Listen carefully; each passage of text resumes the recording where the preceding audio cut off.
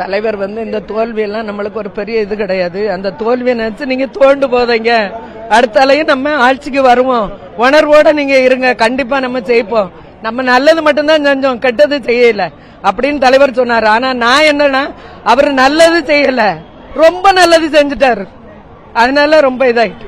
தற்போது திமுகவுடைய தோல்வி நடந்திருக்குது. இதற்கு முன்னாடி தோத்துருக்காங்க. இந்த தோல்வி எப்படி பாக்குறீங்க? இந்த தோல்வி யாராலையும் தாங்க முடியாத தோல்வி. இந்த தோல்வி எங்களால சீரணிக்க முடியல. இந்த தோல்வி தோல்வி கிடையாது, ஏமாற்று வேலை.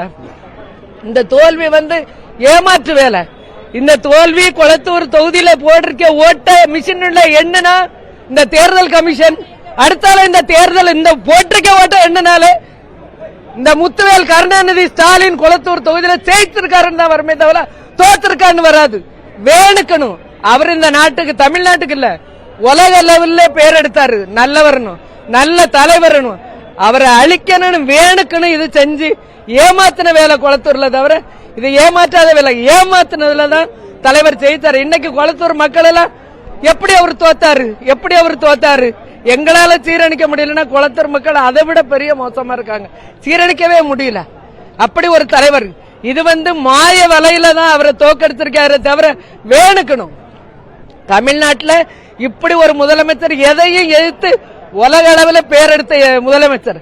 அந்த முதலமைச்சரை தாக்கணுங்கிறதுனால முதல்ல தப்பான வேலைகளை செய்து அவங்களை தோக்க வச்சிருக்காங்களே தவிர மக்கள்கிட்ட ஏமாத்தி மாத்திருக்காங்க. கொளத்தூர் தொகுதியில தொடர்ந்து பல்வேறு வகையான நலத்திட்டங்களை செஞ்சிருக்காரு. கல்வி சார்ந்தாக, விளையாட்டு ஆக்கி வச்சிருக்காரு. அதுக்கு இப்படி இருக்கும்போது தோல்வி எதனால இருக்கும் நீங்க நினைக்கிறீங்க? அதுக்கு தான் ஒரே வார்த்தையில சொல்லிட்டேன், தோல்வி இது தானால வந்த தோல்வி கிடையாது. கொளத்தூரை பொறுத்தளவுல மக்கள் போட்ட ஓட்டு முத்துவேல் கருணாநிதி ஸ்டாலினுக்கு உதயசூரியன்ல தான் போட்ட ஓட்டு. அந்த மிஷினை எந்த வழியில ஏமாத்தி அவரை தோக்கெடுத்திருக்காங்களே தவிர மக்கள் அவருக்கு தான் ஓட்டு போட்டாங்க, அவரை தான் ஜெயிக்க வச்சாங்க. கொளத்தூர் மக்கள் இன்னைக்கு எப்படி அவர் தோத்தாருங்கிறத சீரணிக்க முடியாம எப்படி தோத்தாரு, நாங்க அவருக்கு தானே ஓட்டு போட்டோம், நாங்க அவருக்கு தானே ஓட்டு போட்டோம்னு சொல்ற அளவுக்கு தலைவர் ஜெயிச்சத மாத்தி இருக்காங்க. திருப்பி இது பண்ண சொல்லுங்க, கண்டிப்பா அவர் ஜெயிப்பார். ஆனா இந்த தோல்வி என்னால தாங்க முடியாது. இந்த தோல்வியை தாங்க முடியலையா?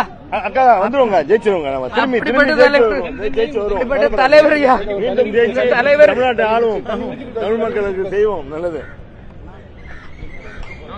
மீண்டும் வருமா?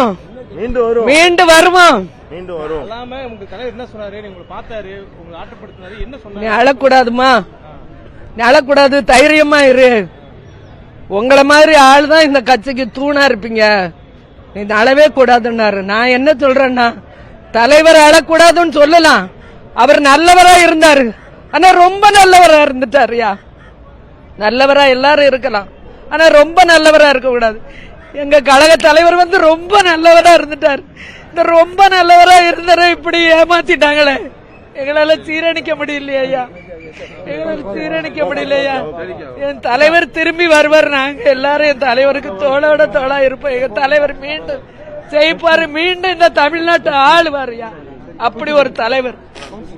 நான் தூத்துக்குடியில இருந்து வர்றேன். தூத்துக்குடி வடக்கு மாவட்டம், தூத்துக்குடி 47வது மாமன்ற உறுப்பினர், மாநகராட்சி மாமன்ற கொறடா.